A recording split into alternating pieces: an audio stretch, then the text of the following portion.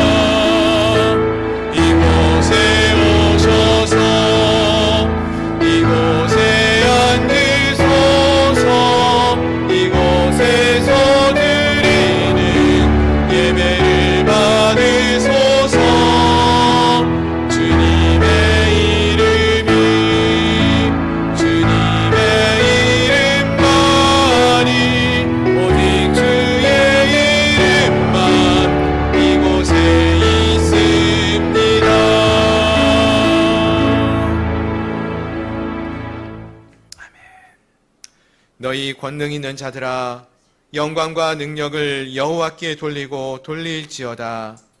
여호와께 그의 이름에 합당한 영광을 돌리며 거룩한 옷을 입고 여호와께 예배할지어다. 아멘. 하나님, 오늘 우리가 거룩한 주님 앞에 나아갑니다. 우리의 마음을 정결케 하시고 깨끗게 하시고 거룩한 옷을 입고 하나님만을 찬양하며 하나님만을 바라보며 예배할 수 있는 귀하고 복된 시간 되게 하여 주시옵소서. 예수 그리스도의 이름으로 간절히 기도드리옵나이다. 아멘. 나는 전능하신 아버지 하나님 천지의 창조주를 믿습니다. 나는 그의 유일하신 아들 우리 주 예수 그리스도를 믿습니다. 그는 성령으로 잉태되어 동정녀 마리아에게서 나시고 본디오 빌라도에게 고난을 받아 십자가에 못 박혀 죽으시고 장사된 지 사흘 만에 죽은 자 가운데서 다시 살아나셨으며 하늘에 오르시어 전능하신 아버지 하나님 우편에 앉아 계시다가 거기로부터 살아있는 자와 죽은 자를 심판하러 오십니다. 나는 성령을 믿으며 거룩한 공교회와 성도의 교제와 죄를 용서받는 것과 몸의 부활과 영생을 믿습니다. 아멘. 아멘. 자리에 앉으셔서 찬송가 302장 함께 찬양하시겠습니다.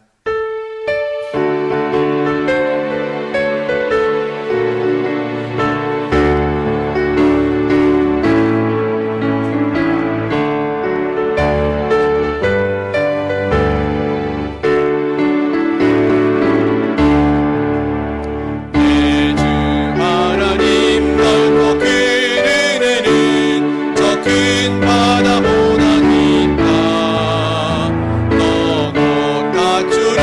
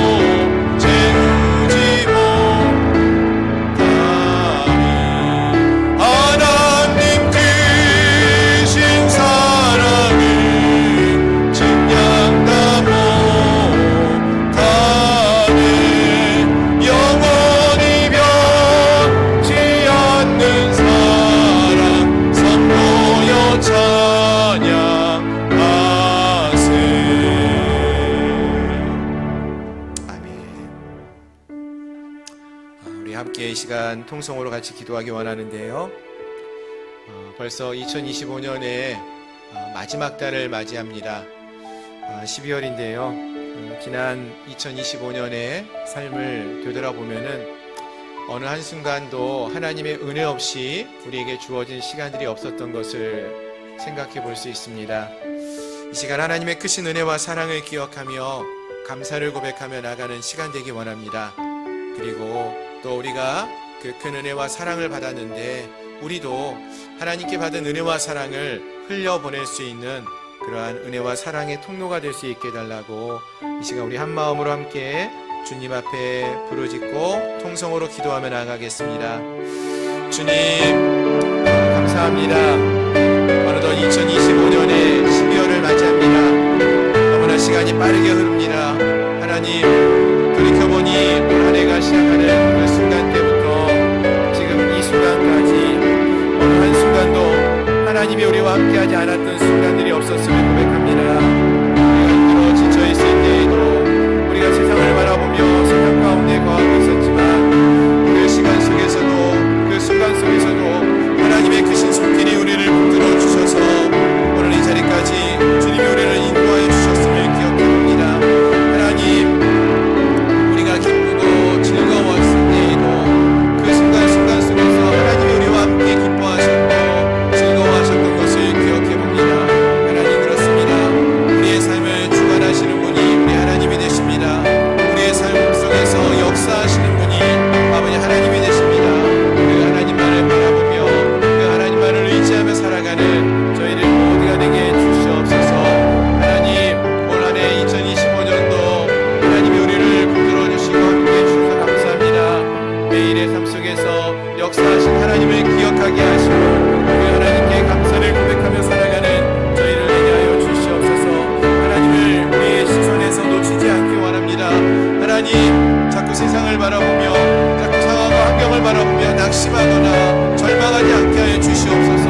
하나님의 크신 손길이 우리를 붙들고 계심을 바라보게 하시고 아버지 그 하나님을 만나고 경험하며 그 하나님으로 인하여 기뻐하며 삶을 살아갈 수 있는 저희의 모든 심령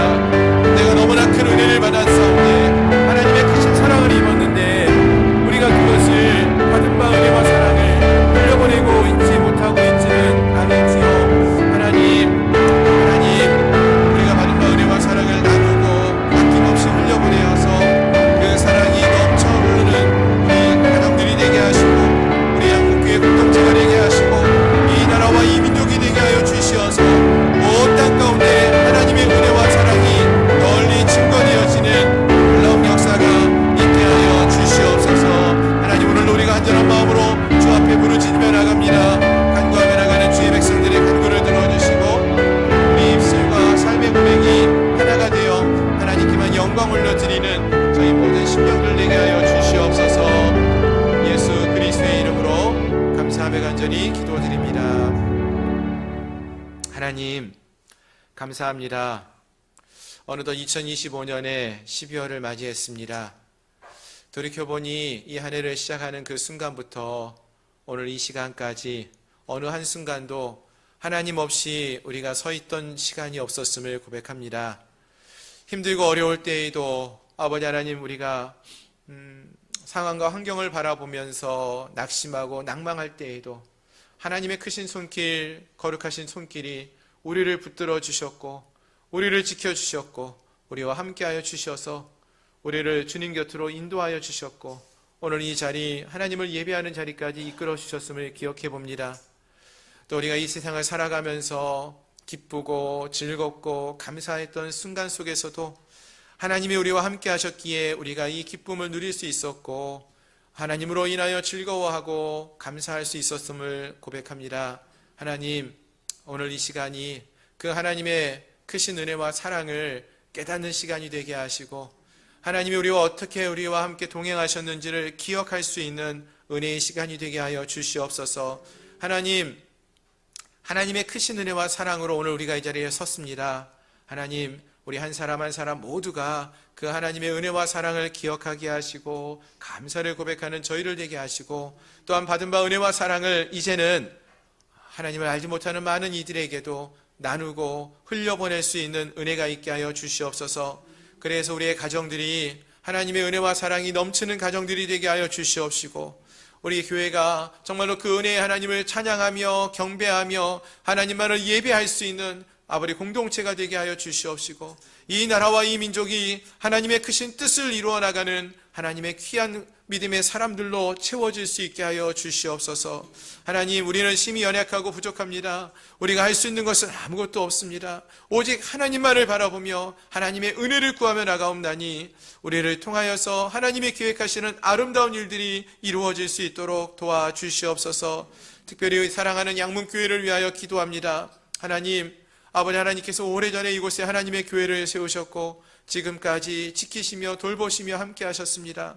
이제 우리 양문교회가 하나님의 선하신 뜻을 이루어가는 교회, 하나님을 기쁘게 하는 교회가 되게 하여 주시옵소서. 이 마지막 시대에 하나님께 귀하게 쓰임받는 교회들이 되기 원합니다. 하나님, 우리를 부르신 그 부르심의 뜻에 합당한 믿음의 삶을 살아낼 수 있게 하여 주시옵소서. 깨어있게 하시고 기도하게 하시고 하나님만을 찬양하게 하시고 하나님께만 영광 올려드리는 저희들 모두가 되게 하여 주시옵소서. 이 험한 세상 속에서 빛과 소금의 역할을 감당해내는 우리 성도들 되게 하여 주시어서 썩어져가는 이 세상이 하나님의 빛과 소금의 역할을 감당하는 주의 제자들을 통하여서 새로워지는 은혜가 있게 하시고 하나님의 영광의 빛을 드러낼 수 있는 놀라운 역사가 있게 하여 주시옵소서. 하나님, 무엇보다도 2025년 저희 모두가 정말로 믿음을 회복하기를 소망하며 기도했습니다. 하나님, 우리 한 사람 한 사람 모두에게 우리가 주님을 처음 만났을 때에 가졌던 그 뜨거운 믿음의 회복의 역사가 이루어지게 하시고 이 남은 한 달의 기간이, 이 시간이 그 거룩한 하나님의 은혜를 경험하며 하나님의 그 크신 은혜와 사랑 가운데 거할 수 있는 저희들 모두가 되게 하여 주시옵소서. 하나님, 간절히 부르짖고 간구하는 주의 백성들의 간구를 들어주시옵시고 또 다가오는 2026년도에도 우리 한 사람 한 사람 모두가 거룩한 주님의 제자로서 믿음의 길을 걸어갈 수 있는 저희 모두가 되게 하여 주시옵소서. 오늘도 그 거룩한 주님 앞에 나아갑니다. 하나님, 우리가 간절히 기도하는 기도의 제목을 들으시는 주님, 역사하여 주시고 또 응답하여 주시옵소서. 주께서 함께해 주시기를 바라옵고나오며 이 모든 말씀 우리 구주 예수 그리스도의 이름으로 감사하며 간절히 기도드립니다. 아멘.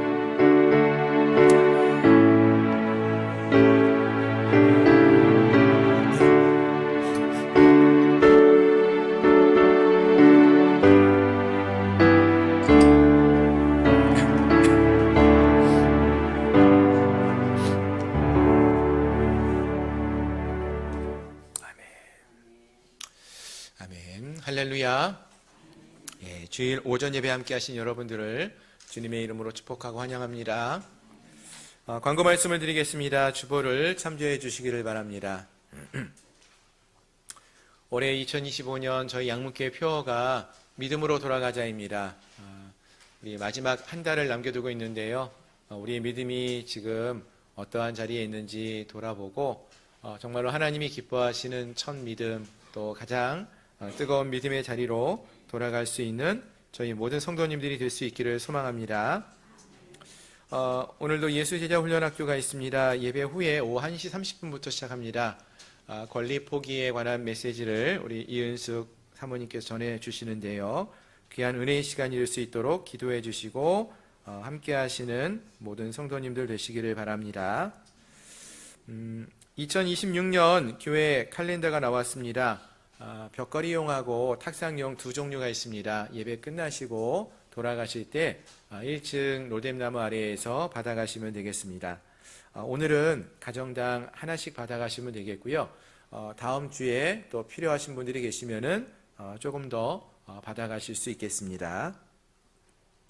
그리고 사랑의 쌀 나눔이 필요하신 분들, 주변에 도움이 필요하신 분들이 있으면은 오늘까지 신청해 주시면 되겠습니다. 다음 주에는 또 사랑의 쌀을 나누는 그런 시간을 갖도록 하겠습니다. 내년에도 또 이런 귀한 은혜의 사역이 우리 양문교회 가운데 넘쳐날 수 있기를 소망합니다. 아멘. 그리고 뒤쪽에 보시면은 이렇게 사역 지원서가 준비되어 있습니다. 저희 새해에 2026년도에 저희 교회에서 함께 섬길 수 있는 기회를 함께 나누는데요. 예배 사역, 다음 세대 교육 사역, 전도와 선교 사역, 친교와 봉사 사역, 그 밖에 또 기타 바라시는 또 사역의 분야가 있다면은 함께 기도해 주시고 동참해 주셔서 우리 교회가 어느 한 사람에 의해서만 세워지는 교회가 아니라 우리 모든 성도님들이 함께 세워가는 아름다운 공동체로 서갈 수 있기를 바랍니다. 한 사람당 꼭 하나의 사역을 선택해 주시고요. 최대 3개까지 우리가 함께 사역에 동참할 수 있습니다. 기억하시고 함께 해주시면 감사하겠습니다. 그리고 12월 저희 교회 행사 계획이 나와 있습니다. 주보를 참조해 주시면 되겠습니다. 올해 우리 공동회에는 셋째 주일날 우리가 시행하도록 하겠습니다. 2부 예배 후에 12월 21일 셋째 주일 공동회의가 있습니다. 기도해 주시고요. 귀한 회의가 될 수 있도록 함께 동참해 주시면 감사하겠습니다.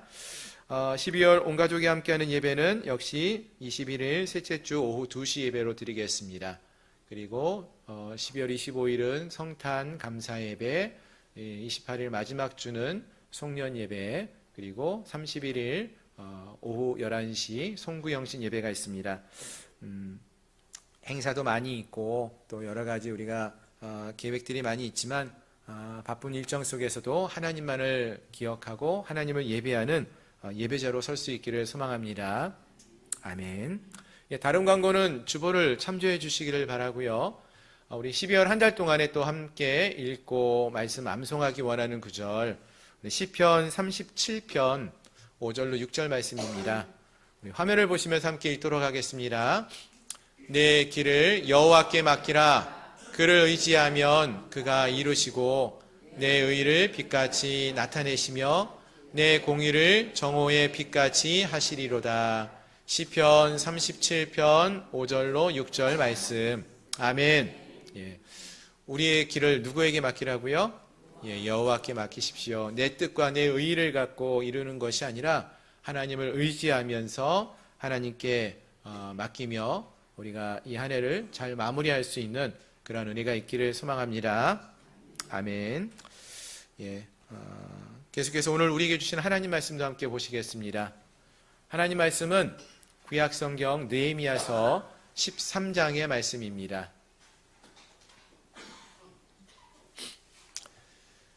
느헤미야서 13장 4절부터 14절까지 말씀. 구약성경 746페이지입니다.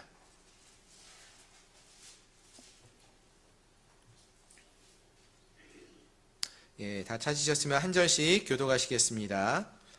이전에 우리 하나님의 전에 방을 맡은 제사장 엘리야십이 도비야와 연락이 있었으므로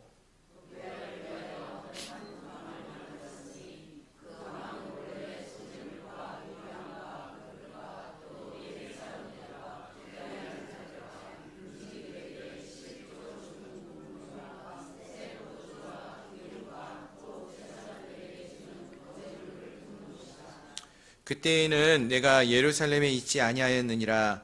바벨론 왕 아닥사스다 32년에 내가 왕에게 나아갔다가 며칠 후에 왕에게 말미를 청하고 이르러서야 엘리야십이 도비아를 위하여 하나님의 전뜰에 방을 만든 악한 일을 안지라. 내가 심히 근심하여 도비아의 세간을 그 방 밖으로 다 내어 던지고 명령하여 그 방을 정결하게 하고 하나님의 전의 그릇과 소재물과 유향을 다시 그리로 들여 놓았느니라. 내가 또 알아본즉 레위 사람들이 받을 몫을 주지 아니하였으므로 그 직무를 행하는 레위 사람들과 노래하는 자들이 각각 자기 밭으로 도망하였기로 모든 민장들을 꾸짖어 이르기를 하나님의 전이 어찌하여 버림바 되었느냐 하고 곧 레위 사람을 불러 모아 다시 제자리에 세웠더니 이에 온 유다가 곡식과 새 포도주와 기름의 11조를 가져다가 곳간에 드림으로 제사장 셀레미야와 서기관 사독과 레위 사람 부다야를 창고 지기로 삼고 마따냐의 손자 삭불의 아들 하난을 버금으로 삼았나니 이는 그들이 충직한 자로 인정됨이라. 그 직분은 형제들에게 분배하는 일이었느니라. 함께 읽습니다. 내 하나님이여 이 일로 말미암아 나를 기억하옵소서. 내 하나님의 전과 그 모든 직무를 위하여 내가 행한 선한 일을 도말하지 마옵소서. 아멘. 아멘. 다시 한번 기도합니다. 하나님, 오늘도 우리가 하나님 앞에 섭니다. 하나님의 귀한 말씀을 듣기를 바랍니다. 소망하고 기대하는 마음으로 나갑니다. 성령 하나님, 이 시간 함께하여 주시어서 갈망하는 심령들에게 하나님의 은혜를 부어 주시옵소서. 말씀을 증거하는 종의 입술을 주장하시어 하나님의 옳은 말씀, 진리의 말씀만을 선포하게 하시고 말씀을 듣는 우리 모든 심령들이 말씀을 듣고 마음에 새기며 또 말씀대로 행하며 순종하며 나갈 수 있는 은혜의 자리, 은혜의 시간이 되게 하여 주옵소서. 예수님의 이름으로 감사하며 간절히 기도드립니다. 아멘. 아멘. 아멘. 할렐루야. 오늘 함께 하신 여러분들을 주님의 이름으로 축복합니다. 아멘. 일본에 어느 유명한 목수가 있었습니다. 평생을 성실하게 일하였던 아주 뛰어난 목수였는데요. 그가 40년 가까이 이제 집을 짓는 일을 행하였다고 합니다. 이제 곧 정년 퇴직을 앞두게 되었는데 회사에서 감사의 의미로 이제 마지막으로 이제 한 번만 더 집을 한 채만 더 지어달라 이렇게 부탁을 하게 됩니다. 이 목수가 속으로 생각하는 것이 아니 그동안 내가 지은 집이 몇 채인데 이제 정년 퇴직을 하려고 하는데 또 집을 지어달라고 하느냐, 그렇게 일을 시키고 부려먹어서 되겠는가 하는 좀 섭섭한 마음이 들었다고 합니다. 그래서 뭐 마지막으로 짓는 건데 뭐 그렇게 잘할 필요가 있을까라는 생각으로 조금 싼 자재를 갖고 또 구조도 좀 대충, 그러니까 어떻게 보면은 자기가 여태까지 지어왔던 집하고 비교해 보면은 좀 대충 집을 짓는 그러한 시간을 보내고 이제 집을 완공하게 되었다고 합니다. 겉은 그래도 번듯해 보였지만 사실 집을 지은 사람은 아는 거죠. 그 속은 엉망이라는 걸 다 아는 것입니다. 그리고 이제 집이 이제 완공이 되었습니다. 완공이 되는 날 사장이 이 목수를 부릅니다. 그리고 그에게 작은 상자를 하나 이제 내어주는 것이죠. 열어보니까 그 안에는 뭐가 있을까요? 집 열쇠가 있는 거예요. 평생을 성실하게 일해 주었던 목수에게 당신에게 주는 우리 회사의 작은 선물입니다. 라고 하면서 집 열쇠를 주어진 것입니다. 그때 목수의 마음이 어땠을까요? 사실 목수가 평생 지었던 집들 중에서 가장 형편없는 집이 이 마지막 집이었어요. 근데 그 집이 누구 집이 된 거예요? 자기 집이 된 거예요. 그 목수가 눈물을 흘리면서 이렇게 이야기했다고 합니다. 마지막을 더 정성껏 성실하게 지을 것, 지을 걸 하면서 후회를 했다라는 이야기가 있습니다. 어느덧 올해도 2025년도도 마지막을 향해 달려왔습니다. 12월이 되었죠. 모든 분들께서 이 한 해를 열심히 살아오셨는데 어떠한 마음으로 지금까지 달려오셨나요? 물론 이 한 해를 살아오시면서 어떤 분들은 나름대로 삶의 결실을 맺어가면서 만족스러운 그러한 한 해를 달려오신 분도 계실 것이고, 또 어떤 분들은 열심히 달려왔는데도 불구하고 그렇게 뭐 변화도 없어 보이고 내가 기대했던 것과는 좀 다르다, 이러한 생각이 들어서 실망하고 낙심하는 분도 계실 수 있을 것입니다. 하지만 우리 앞에 아직 한 달이 남아있죠. 이 마지막이 남아있어요. 마지막 단락이 남아있습니다. 이 마지막 한 달, 이 시간을 우리가 어떻게 보내면 좋을까요? 앞에 나왔던 이 이야기의 목수처럼 이 마지막을 어차피 힘들고 어려운 시간이었으니까 대충 삶을 살고 마지막에 후회하는 그런 인생을 사시겠습니까? 아니면 지금까지 열심히 살아왔는데 이제 한 달은 좀 흥청망청 내가 원하는 삶을 살아도 되지 않을까? 이러한 마음으로 끝까지 최선을 하지 못하는 그러한 삶을 살려고 하시겠습니까? 바라는 것은 우리가 정말로 끝까지 최선을 다하여서 믿음을 지키며 살아가심으로써 후회 없는 그런 한 해를 마무리할 수 있는 그런 은혜가 있기를 소망합니다. 아멘. 우리 모두가 정말로 믿음의 삶을, 승리하는 삶을 살아가는 저와 여러분들이 될 수 있기를 소망합니다. 아멘. 자, 이제 오늘 본문의 말씀을 함께 살펴보기 원하는데요. 오늘 본문의 말씀은 느헤미야서의 맨 마지막 장 13장의 말씀입니다. 저희가 이제 지난 며칠 동안에 이제 큐티를 하신 분들은 지난 어제 이 말씀을 이제 마지막으로 함께 보셨을 텐데요. 이 느헤미야서의 말씀은요, 몇 가지 방법을 통해서 좀 단락을 나누어 볼 수 있을 것 같습니다. 대표적인 방법 중에 하나는 이 느헤미야서가 이제 성벽을 재건하는 이야기지 않습니까? 그래서 6장을 기준으로 해서 6장 이전은 예루살렘의 성벽이 아직 재건되어지기 이전의 이야기. 그리고 6장에 가서 이제 50일 만에 느헤미야가 이스라엘 백성들과 함께 예루살렘의 성벽을, 무너진 성벽을 재건하게 됩니다. 그래서 7장부터는 이 성벽이 재건되어진 이후의 이야기, 이렇게 둘로 나누어 볼 수도 있을 것 같고요. 또 어떻게 나누어 볼 수 있을까 생각을 해보면은 시간으로 또 이 느헤미야서를 좀 나눠 볼 수가 있는데요. 오늘 이 13장은요, 6절 말씀을 여러분 보시면은요, 아닥사스다 왕이 다스린 지 32년째라는 그런 이야기가 나옵니다. 그러니까 이 13장의 배경은 아닥사스다 32년 그때를 배경으로 하는 이야기입니다.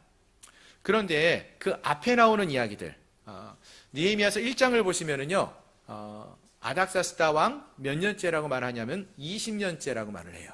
2장에서도 아닥사스다 왕이 다스렸던 20년째 이야기를 언급하고 있고요. 8장에 가서도 보시면은 수문합광장에서 부흥회를 열고 말씀 사경회를 열게 되는데, 그때도 역시 아닥사스다 왕이 다스린 지 20년째 되던 해, 달만 좀 다르고 다 같은 해에 있었던 이야기입니다.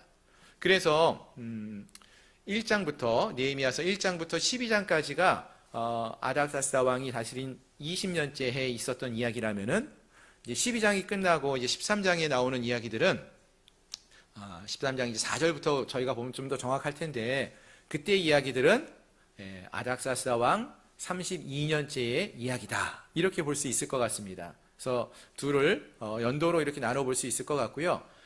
그러면은 이 1장부터 12장까지 나오는 이야기와 13장에 나오는 이야기는 그 시간의 간격이 몇 년이나 나타나는 것입니까? 12년 가까이 되는 시간이 중간에 이렇게 갭이 있는 거죠. 그래서 12년 정도 지난 이후의 이야기가 오늘 본문의 이야기다, 이렇게 볼 수 있겠습니다. 즉 오늘 본문은 느헤미야가 처음에 예루살렘에 돌아와서 무너진 성벽을 재건하고 또 회개와 놀라운 부흥의 역사를 이루었던 수문 앞에서의 말씀 사경회가 있은 지 12년이 지난 이후를 배경으로 하고 있습니다. 생각해보면 그렇게 짧지 않은 시간이죠. 근데 우리가 한 장을 읽으면서 금방 넘어갔기 때문에 같은 시대라고 생각할 수 있는데 이렇게 짧지 않은 시간, 뭐 우리말에 보면은 10년이면은 강산이 변한다라고 했는데 이 12년 동안이란 시간이 흘렀는데 어떠한 변화가 이들 가운데 있었을까요? 예. 여러분들 12년 전에는 어떤 모습이셨습니까? 지금과 그때를 비교해 보시면은 좀 더 나아지신 것 같습니까? 예. 뭐 여러 가지 변화가 우리에게도 있었을 텐데요. 그럼 이 이스라엘 백성들에게는 어떠한 변화가 있었을까요? 일단 느헤미야서 13장의 말씀을 쭉 읽어보시면은 이 이스라엘 백성들이요, 성벽이 이제 재건되어지고 완공되어지니까 이전보다는 조금 더 안전한 삶을 살았던 것으로 보입니다. 뭐 시장도 이루어졌고요, 사람들이 무역도 많이 있었던 것 같고요, 조금 더 안정적이고 여유로운 삶을 살게 되었습니다. 그런데 안타까운 것은 이렇게 안정적인 삶을 살게 되어지면서 이 백성들의 마음이 조금씩 점차 하나님으로부터 멀어져 가는 것으로 보여진다는 것입니다. 하나님을 만나는 장소, 성전도요, 점차 이들의 삶 속에서 그렇게 중요하지 않은 곳으로 잊혀지는 장소로 점점 여겨지게 되어집니다. 그들이 드리는 제사와 예배가 아직은 있어도 더 이상 신령과 진정으로 뜨거움으로 드리는 예배가 되지 못하고요, 종교적인 행사로만, 껍질만 남은 그러한 행사로만 남아있게 되었다는 것입니다. 놀라운 번영의 시간이 분명히 있었는데 그 시간 이후에 이스라엘의 역사는 다시 한번 위기가 찾아왔다라는 것이죠. 쉽게 말하면 이렇게 좀 예를 들어볼 수 있을 것 같습니다. 우리가 해마다 많은 분들이 우리 좀 건강을 위해서 살을 좀 빼야 되겠다 하고 다이어트를 계획하고 다이어트를 합니다. 정말로 혹독하게 정말로 열심히 노력해서 살을 뺐어요. 빼는 데는 정말로 열심히 뺐는데 다시 돌아가는, 요요가 되는 순간은 너무나 짧지 않습니까? 한순간 방심하다가 보면은 다시 이전의 모습으로 회복하는 모습이 있는데 지금 이 이스라엘 백성들의 모습이 그와 같았다는 거예요. 수십 년에 걸쳐서 어려움에 처해 있다가 성벽을 재건하고 믿음을 회복하는 일을 간신히 이루었는데 12년이 지나고 나서 보니까 다시 이전의 모습으로 돌아가는 이들의 모습을 볼 수 있다는 것입니다. 어떤 모습이었는지 좀 더 구체적으로 그 내용들을 좀 살펴보시면 좋겠는데요. 먼저 4절 이하에서 보시면은 대제사장 엘리야십이 도비야라는 사람에게 성전에 있는 큰 방을 내주었다라고 말을 합니다. 도비야를 위하여 큰 방을 만들었으니 그 방은 원래 소재물과 유향과 그릇과 또 레위 사람들과 노래하는 자들과 문지기들에게 11조로 주는 곡물과 세포도주와 기름과 또 제사장들에게 주는 거제물들을 두는 곳이었더라 라고 말을 합니다. 이렇게 예배를 위해서 사용되어져야 할, 준비되어져야 할 그런 것들이 놓여야 하는 그 장소를 도비야라는 사람에게 주었다는 거예요. 근데 여러분, 도비야가 누구죠? 느헤미야서 말씀을 묵상하신 분들은 잘 아실 거예요. 지난주에도 제가 잠시 말씀을 드렸지만 느헤미야와 이스라엘 백성들이 성벽을 재건하려고 했을 때 비웃고 방해하는데 앞장섰던 사람이 도비야예요. 근데 어떻게 그 사람이 성전이 완공되어지고 나서 그 성전에서 가장 큰 자리, 하나님을 예배하는 데 필요한 많은 물건들이 놓여 있어야 할 그 자리를 차지하고 있느냐라는 것이죠. 이 말은 이스라엘 백성들이 점점 더 하나님으로부터 멀어졌다라는 것을 보여주는 그러한 이야기입니다. 또 성전에서 제사가 제대로 드려지지 않고 있다라는 것을 말해주는 것도 되죠. 또 그로 인하여서 계속 이어지는 말씀을 보시면은 하나님의 말씀을 드려야 할, 말씀을 가르쳐야 할 레위인들, 또 하나님 앞에 제사를 드리는데 함께 협력해야 할 레위인들이 그 자리에 있지 못하고 다 흩어졌다라고 말을 하고 있어요. 왜요? 하나님께 드려지는 11조, 또 이들의 삶을 책임져주는 그러한 제물들이 있을 공간이 없어졌잖아요. 성전에서 봉사할 수 있는 기회가 사라진 것입니다. 일이 멈추어졌다는 거예요. 결국 하나님 안에서 쉬며 예배해야 할 안식일도 지켜지지 않게 된 것이죠. 안식일이 예배하는 날인데 그날 상인들이 시장을 열고 하나님을 예배하기보다는 자기의 유익을 위해서, 이익을 위해서 살아가는 그러한 모습을 보여주었다라는 것입니다. 특히 이러한 문제들 중에서 강조되어지고 있는 가장 큰 문제 중에 하나는 이방인들과의 결혼의 문제였습니다. 여기서 이제 이방인들과 결혼한 거에 대해서 언급이 나오는데 이건 단지 외국 사람들과 결혼하는 것, 그것이 문제라고 말하기보다는 사실 그들이 갖고 있는 문화가 이스라엘 백성들 가운데 들어오는 것을 잘못되었다라고 말하고 있다는 것입니다. 왜냐하면은 이제 오늘 본문의 말씀을 쭉 읽어보시면은, 우리가 함께 읽지는 않았지만 13장 말씀을 읽어보시면은 이방인들과 이제 결혼을 해서 자녀를 낳았는데요, 그 아이들이 한 명은, 부모 중에 한 명은 이스라엘 백성이고 한 명은 이방인이잖아요. 그러면은 이스라엘 나라 말 히브리어도 할 수 있고 이방 나라 말도 할 수 있으면 그나마 다행인데, 히브리어는 전혀 하지 못하고 무슨 말만 하고 있어요? 이방 나라 말, 그러니까 아나돗 이야기 말만 할 수 있고, 이런 식으로 아이들이 커가고 있다는 것입니다. 이게 왜 문제가 되느냐 하면은요, 아이들이 하나님의 말씀을 읽지도 못하고 들어도 깨닫지 못하는 거예요. 하나님 말씀이 히브리어로 되어 있는데 그 히브리어를 모르니까 하나님 말씀을 알지도 못하고 듣지도 못하고 깨닫지도 못한다는 것입니다. 그러니까 결국 이 자녀들의 신앙이 흔들리게 되는 것이죠. 이거에 대해서 말하고 있는 것입니다. 그렇습니다, 여러분. 이와 같이 신앙의 무너짐은요, 어느 큰 사건으로만 무너지는 것이 아니라 어찌 보면은 이와 같이 조금씩 작은 일로부터 타협하면서, 세상과 이방인들과 타협을 시작하면서 이들의 신앙의 문제가 흔들리기 시작했다라는 것을 말해주는 것입니다. 작은 일 하나, 내 마음의 조그만 방을 이방 사람에게, 이방에게 내어주는 것으로부터, 하나님 앞에 나와 예배하는 것보다 세상의 즐거움과 유익을 한번 누리는 그 선택으로부터, 이런 작은 것이 우리의 신앙을 흔들어 놓다 보면은요, 어느 순간에 우리의 마음이 하나님으로부터 이만큼 떠나 있는, 멀어져 있는 그러한 모습을 볼 수 있게 된다는 것입니다. 따라서 우리가 늘 깨어 있어야 되겠죠. 세상과 타협하지 않도록, 우리의 믿음을 지켜나갈 수 있도록 우리가 깨어 있어야 한다는 것입니다. 그리고 이 문제를 해결해 나가야 할 것입니다. 어떻게 해결해 나갈 수 있을까요? 오늘 본문에서 느헤미야가 어떻게 이 문제를 해결해 나가고 있습니까? 한번 그 내용을 오늘 우리가 함께 살펴보기 원하는데요. 다시 본문으로 돌아가 보시면은요, 오늘 본문 6절 말씀에서 보시면은 느헤미야가 지금은 잠시 예루살렘에 머물지 않고 수상궁이 있는, 아닥사스다 왕이 있는 수상궁에 돌아갔다가 이 소식을 듣게 됩니다. 예루살렘에서 들려오는 이 소식을 듣고는 다시 서둘러서 예루살렘으로 돌아오게 되었다라고 말을 합니다. 그리고 예루살렘에 돌아와서는 이 모든 잘못된 것을 바로잡으면서 그의 사역을 다시 한번 시작을 하게 됩니다. 네, 여러분 생각해 보면은요, 느헤미야가 1장부터 12장까지 해서 그동안 행해왔던 일들이 무엇입니까? 하나님의 말씀이 무엇인지 가르치고 또 행하였던 많은 일들이 있었습니다. 근데 그 모든 것들이 어찌 보면 다 헛된 것으로 돌아간 것처럼 보이지 않습니까?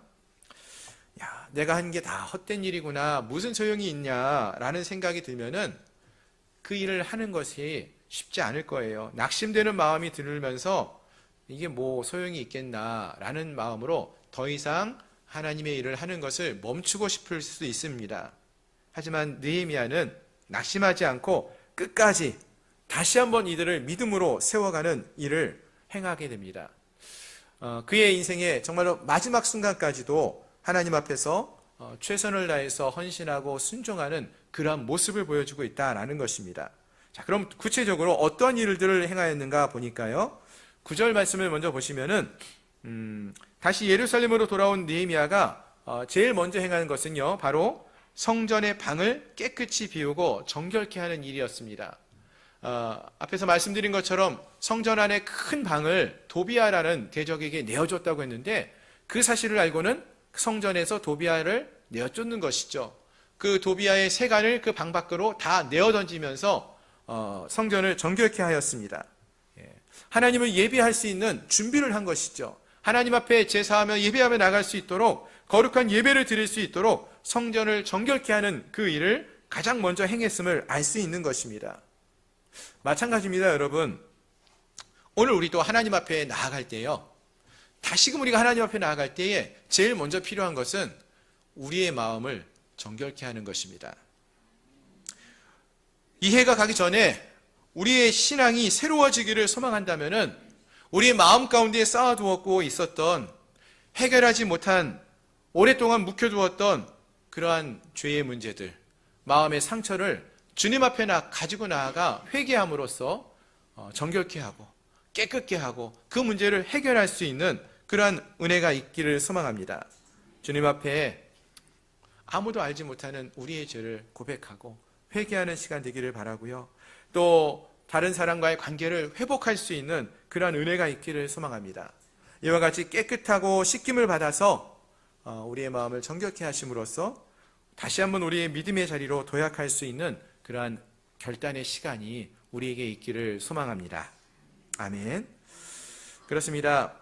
올 한 해 아직 해결하지 못한 우리의 문제들이 있다면은 이 해가 가기 전에 거룩하고 정결한 모습으로 우리가 거듭날 수 있도록 주님 앞에 가지고 나아가 기도함으로써 그 문제를 해결하고 회개하고 돌이킬 수 있는 은혜가 있기를 소망합니다.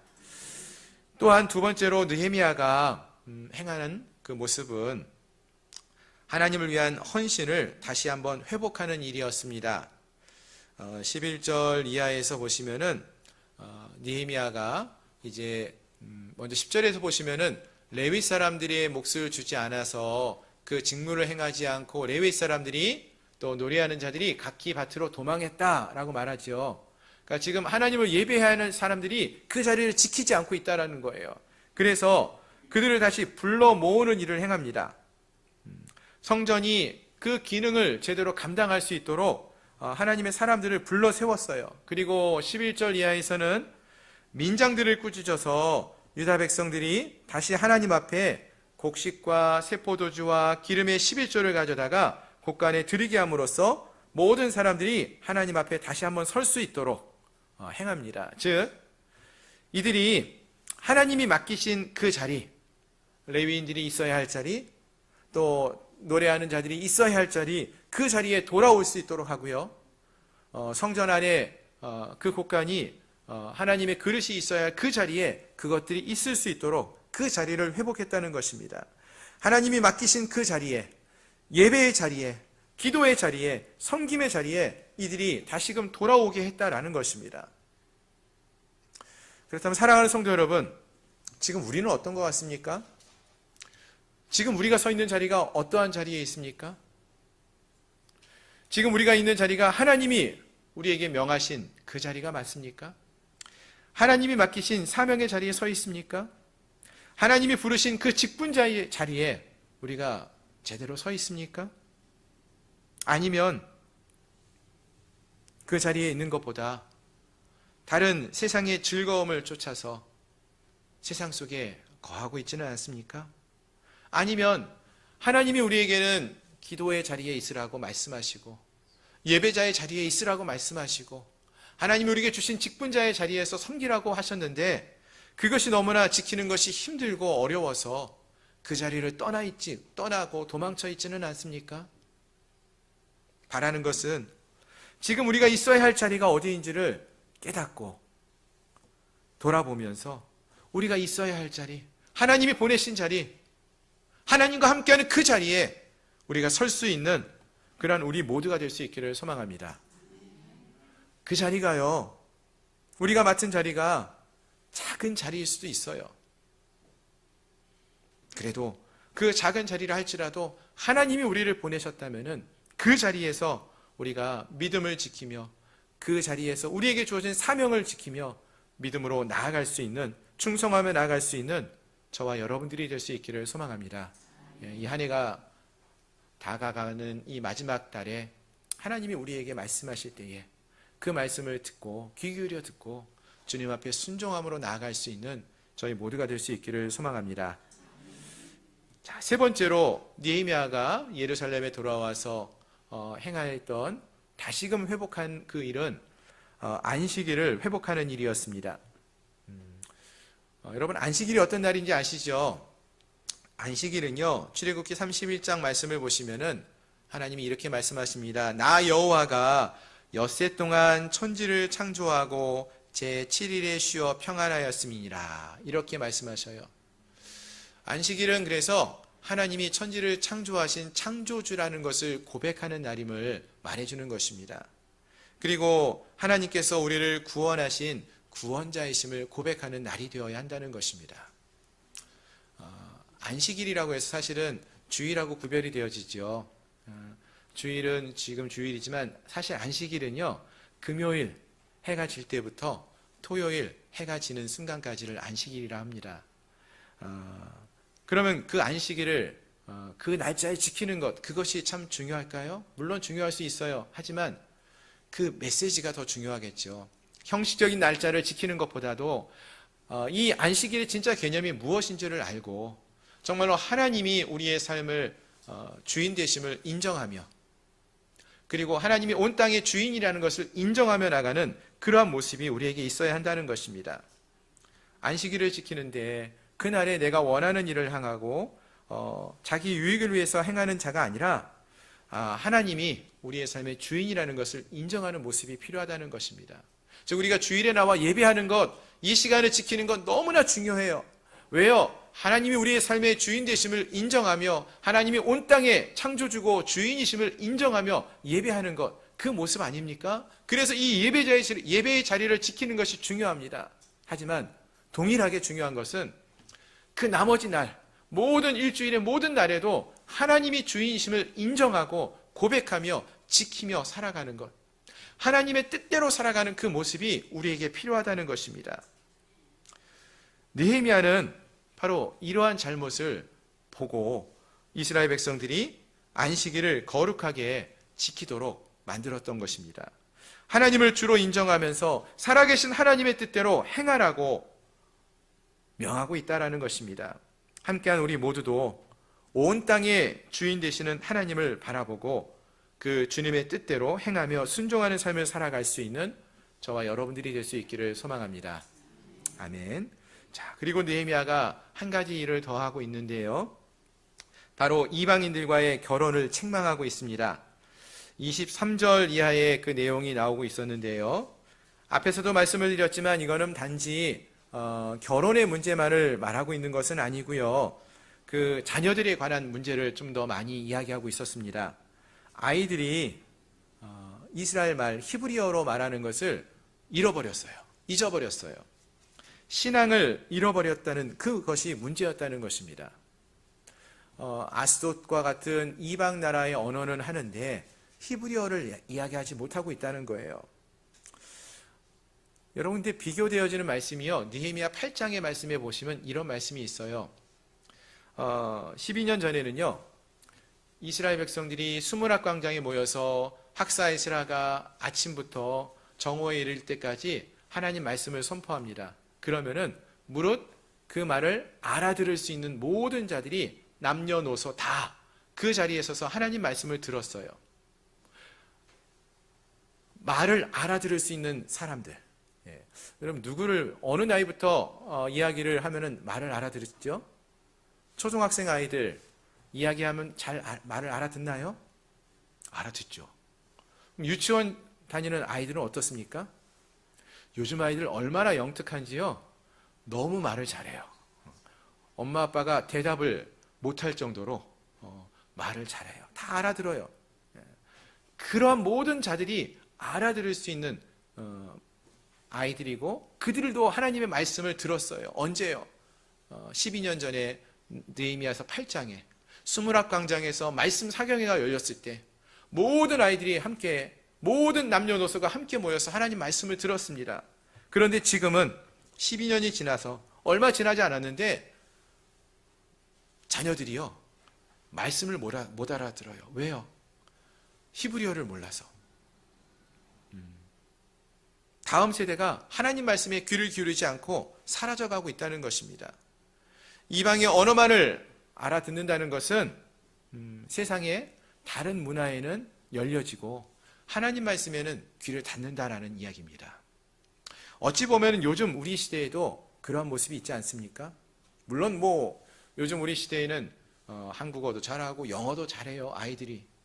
그런데 그런 이야기가 아니라 요즘 아이들을 보면은요, 하나님 말씀을 읽는데 관심이 사라져요. 귀를 닫습니다. 대신 세상의 학식 또는 유튜브나 인터넷에 그 마음을 빼앗겨서요, 성경을 읽고 하나님 말씀을 듣는 것에는 귀를 닫아버리는 그런 모습이 있습니다. 왜 이런 일이 일어나는 것일까요? 여러분, 이방인과 결혼 문제를 언급할 때 보면은 이스라엘 사람들이요, 이방 여인이나 남자와 결혼하는 거잖아요. 그럼 적어도 한 명은, 부모 중에 한 명은 이스라엘 사람이에요. 히브리 말을 가리킬 수 있죠. 그런데 그들이 가르치지 않은 거예요. 부모의 관심도 다른 곳에 있었다는 것입니다. 하나님이 아닌 세상의 것에 빼앗겨서 그렇다는 거예요. 오늘 우리가 우리 부모님들의 마음이, 우리 어른들의, 장년들의 마음이 어디에 있느냐가 중요하다는 거죠. 혹시 우리의 마음이 세상 가운데, 세상에서 성공하는 것에 우리의 마음이 더 빼앗겨 있지 않는지 돌아보시기 바랍니다. 우리의 마음은 세상을 향해 있으면서 너는 교회 가야 된다, 너는 하나님을 믿어야 된다, 하나님 우선순위의 삶을 살아야 한다, 이 말이 들려질까요? 아니에요. 세상에서 더 성공해야 한다는 것을 가리키는 것이고요, 세상의 가르침을 따르는 삶을 살아가라고 가르치는 것이 되는 것입니다. 바라는 것은 우리가 먼저 하나님 앞에 우리의 마음을 드리며 하나님 나라를 위해서 헌신하며 나갈 수 있는 은혜가 있기를 소망합니다. 그래서 우리의 자녀들이, 다음 세대가 하나님을 알아가는 세대, 하나님과 함께하는 세대, 하나님을 아는 세대가 될 수 있기를 소망합니다. 오늘 함께한 우리 모두가 이 한 해를 마무리하면서 우리의 다음 세대를 하나님께 올려드릴 수 있게 해달라고 기도하며 나갈 수 있기를 바랍니다. 우리가 믿음의 삶을 살아감으로써 우리의 다음 세대가, 우리의 자녀들이 하나님을 떠나지 아니하고 하나님을 찾고 하나님의 말씀에 귀를 기울이는 그러한 세대로 서갈 수 있게 해달라고 기도하며 나가는 저희 모두가 될 수 있기를 소망합니다. 아멘. 마지막으로 한 가지만 더 생각해 보기 원하는데요, 오늘 본문 말씀은, 느헤미야서 13장의 말씀은 느헤미야서의 맨 마지막에 나오는 말씀이라고 했죠. 그러면 이 느헤미야서 맨 마지막 13장의 마지막 절, 오늘 읽지는 않았는데요, 지금 같이 한번 읽어봤으면 좋겠습니다. 13장 31절 말씀입니다. 우리 함께 같이 한번 읽어보겠습니다. 시작. 또 정한 기간에 나무와 처음 익은 것을 드리게 하셨사오니 내 하나님이여 나를 기억하사 복을 주옵소서. 아멘. 아멘. 사실 이제 원문에서 보시면은 이 마지막 절의 그 본문은 내 하나님이여 나를 기억하옵소서라고 이렇게만 이야기하고 있어요. 하나님이 나를 기억하는 것이 복이니까 이렇게 의역을 하고 있는데요, 내 하나님이여 나를 기억하옵소서라고 느헤미야가 기도하면서 이 마지막을 마치고 있습니다. 그렇습니다. 느헤미야는 그의 모든 사역을 다 마치고 나서 하나님 앞에 이렇게 기도하며 무릎을 꿇고 있는 것을 볼 수가 있어요.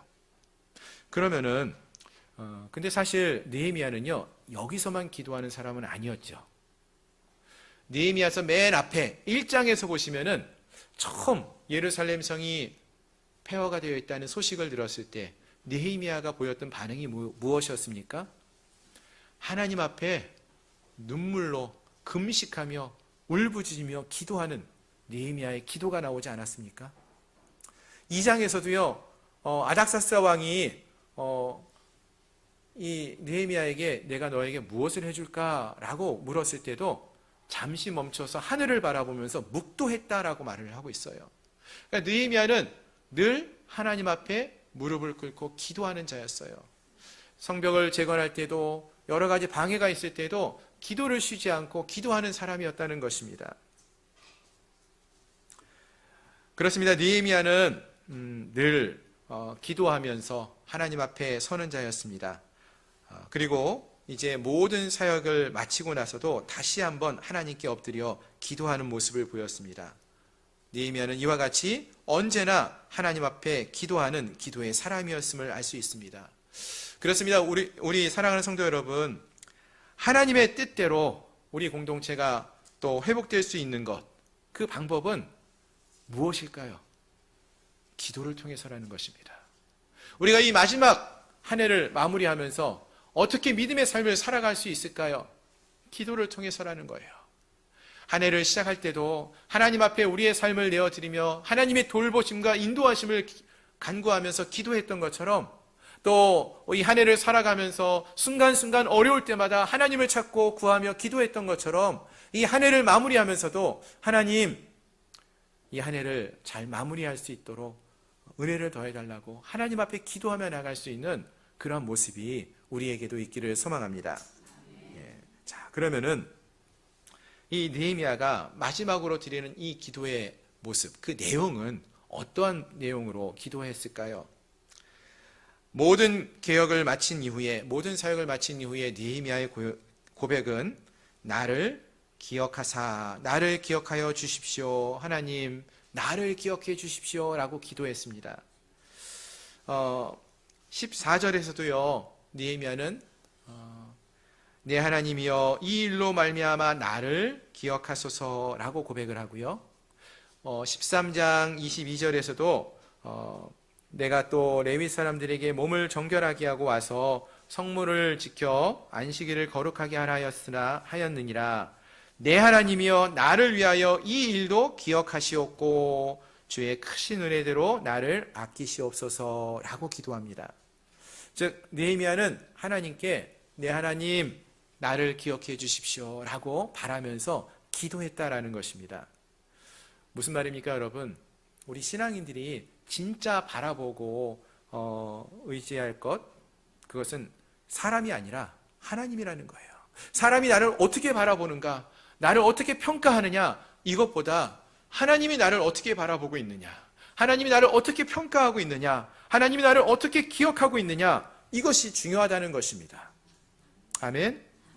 그렇다면 사랑하는 성도 여러분, 여러분들은 지금 여러분의 인생을 어떻게 마무리하고 있습니까? 이 한 해를 어떻게 마무리하고 있습니까? 세상 사람들처럼 사람들이 부러움을 받는 자리에 서고 싶다, 내가 서 있다, 이러한 것으로 만족하며 살아가고 있습니까? 저분은 정말로 세상에서 이렇게 성공하고 너무 좋겠다, 이렇게 부러움을 받는 것으로 기뻐하고 있습니까? 아니면 하나님께 잘했다, 충성된 종이라고 칭찬을 받고 인정을 받고 있습니까? 여러분, 언젠가 우리도 올 한 해도 마무리할 것이고 우리의 인생도 언젠가는 마무리가 되지 않겠습니까? 그때 우리가 어떤 모습으로 서기 원합니까? 사람들에게 잘 살았다, 인정을 받는 것도 좋은 일입니다. 하지만 하나님께 인정을 받아야 되지 않겠습니까? 우리 안에 미뤄두었던, 쌓아두었던 회개할 거리가 있다면은 이 시간이 더 가기 전에 올해 안에 정말 우리가 하나님 앞에 회개하며 마무리하며 설 수 있기를 바랍니다. 하나님이 우리에게 주신 그 사명에 우리가 충성을 다하여 마무리할 수 있는 그런 믿음의 삶을 살아갈 수 있기를 소망합니다. 또 우리의 다음 세대에게도 이 믿음이 흘러갈 수 있도록 믿음의 본을 보이며 살아가는 그러한 마무리를 할 수 있는 저희 모두가 될 수 있기를 소망합니다. 무엇보다도 느헤미야처럼 하나님의 기억 속에 남는 그러한 삶을 살아가는 저와 여러분들이 될 수 있기를 소망합니다. 그리고 마지막 때에 주님 앞에 설 때에 주님, 내가 주님이 맡기신 일을 잘 감당했습니다. 이것을 선하게 기억해 주십시오 라고 고백할 수 있는 저와 여러분들이 되기를 소망합니다. 신약성경의 사도 바울을 보면은요, 그가 인생의 마지막 순간 디모데후서에서 이런 고백을 하지 않습니까? 이제 내가 선한 싸움을 싸우고 달려갈 길을 마치고 믿음을 지켰으니 이후로는 나를 위하여 의의 면류관이 예비되어 있다 라고 고백을 했습니다. 이 사도 바울의 고백이 오늘 우리에게도 우리의 고백이 될 수 있기를 소망합니다. 우리의 삶의 시작도 중요하지만 시작보다 더 중요한 것은 그 마지막입니다. 2025년 이 마지막 달을 우리가 살아가면서 후회 없는 마지막을 이루어갈 수 있기를 소망합니다.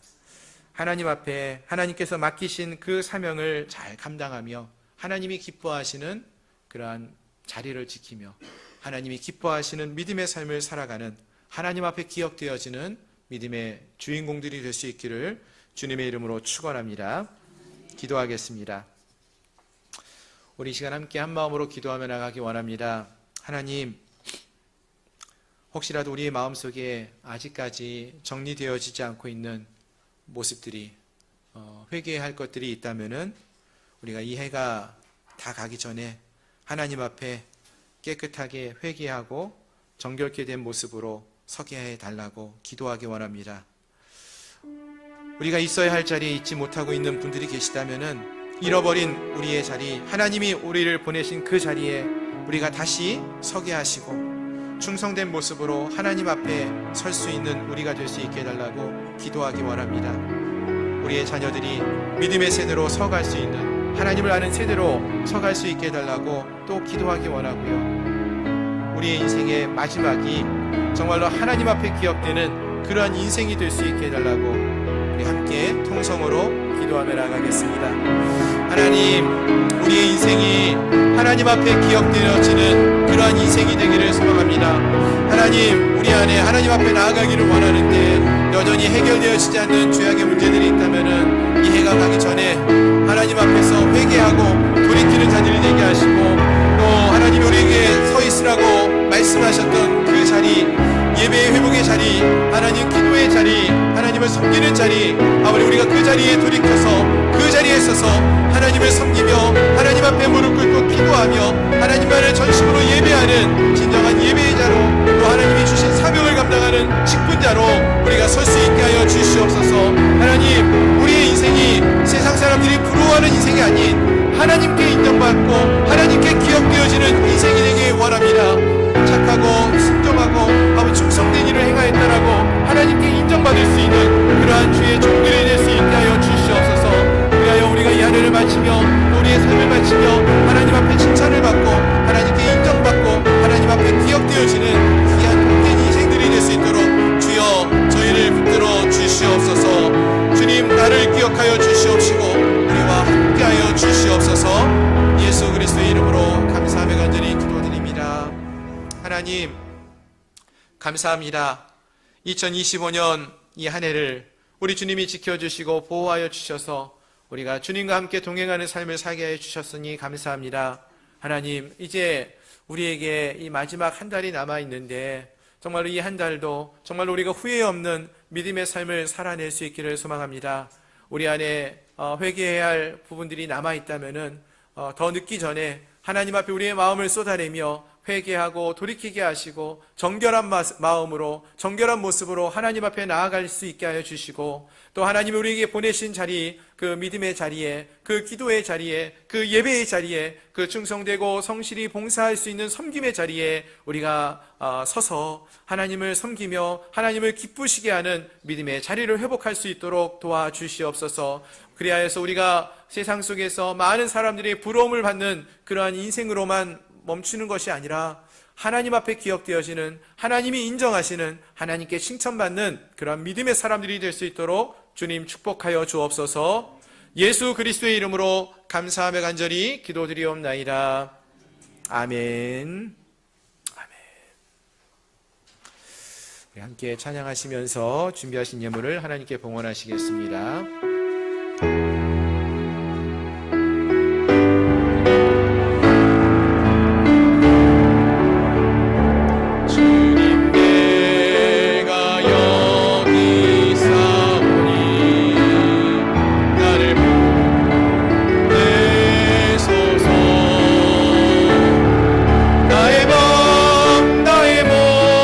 주께 드리오니 주 받으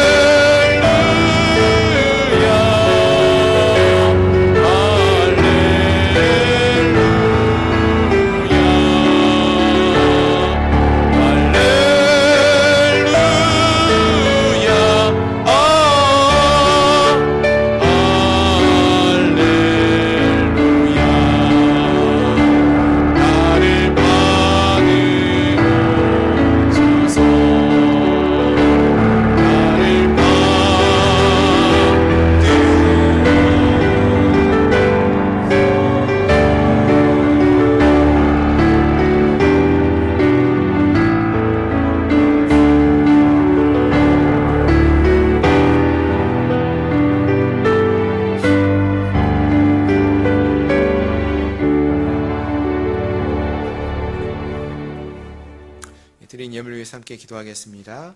범사에 감사함으로 귀한 예물 드렸습니다. 하나님 사랑과 은혜에 감사하여서 모든 것이 주님의 은혜임을 고백하며 또 하나님을 기쁘시게 하는 믿음의 자녀로 성장하게 하심을 감사하여서 귀한 예물 드렸습니다.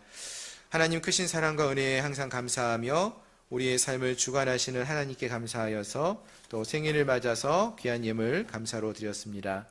하나님, 오늘도 우리가 하나님 앞에 나오며 하나님이 우리의 삶에 부어주신 은혜를 기억하게 하시고 또 감사를 믿음으로 고백하게 하시니 감사합니다.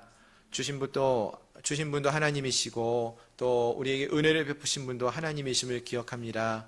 그리고 믿음으로 그 하나님께 감사를 고백하며 나갑니다. 귀한 예물을 드린 손길의 손길을 기억하여 주시고 저들의 삶 속에 더 큰 감사의 제목들이 넘쳐날 수 있게 하여 주시옵소서. 하나님, 또 11조 예물을 드렸습니다. 하나님이 우리의 삶의 주인이심을 믿음으로 고백합니다. 믿음으로 내어드린 이 11조의 예물을 하나님 귀하게 받아주시고 그 믿음을 귀하게 여겨주시어서 하나님이 저들의 삶의 주인으로 또 돌보아 주시고 책임져 주시고 필요를 채워주시는 은혜를 더하여 주시옵소서. 하나님, 오늘도 우리가 주 앞에 나오며 귀한 예물들을 구별하여 드렸습니다.